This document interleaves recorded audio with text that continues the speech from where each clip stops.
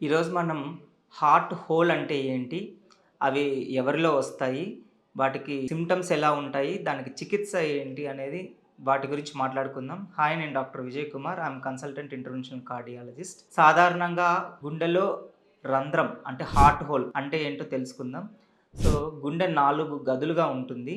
So, ఈ గదుల మధ్యన గోడల్లాంటి ఏట్రిల్ సెప్టమ్స్ ఉంటాయన్నమాట. ఏట్రిల్స్ పైన గదులకి ఏట్రిల్ సెప్టమ్ అంటారు. కింద గదులకి వెంట్రిక్యులర్ సెప్టమ్ అంటారు.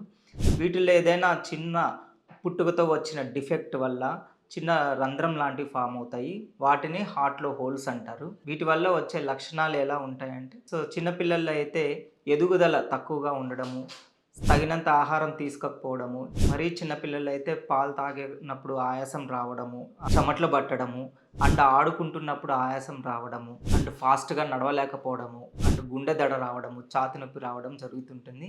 అదే పెద్దవాళ్ళలో అయితే వయసు 30 సంవత్సరాలు దాటిన తర్వాత ఏమవుతుందంటే ఆయాసం రావడం, నడిచినప్పుడు ఆయాసం రావడం, గుండె దడ రావడము, ఛాతీ నొప్పి రావడము ఇట్లాంటివి సింప్టమ్స్ ఉంటాయండి.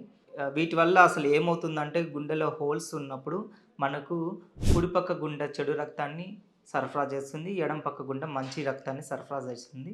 సో, ఈ చెడు రక్తం, మంచి రక్తం కలిసిపోవడం వల్ల సో, ఊపిరితిత్తులకి అందాల్సిన దానికన్నా ఎక్కువ రక్తం అందడం వల్ల ఊపిరితిత్తుల్లో రక్తనాళాలు గట్టిపడిపోతాయి. దాన్ని పల్మనరీ ఆర్టరీయల్ హైపర్‌టెన్షన్ అంటారు. వీటి వల్ల కుడిపక్క గుండె వీక్ అయిపోవడము, సో, దానివల్ల కాలు వాపులు రావడము, ఆయాసం రావడము ఇట్లాంటివి జరుగుతుంది.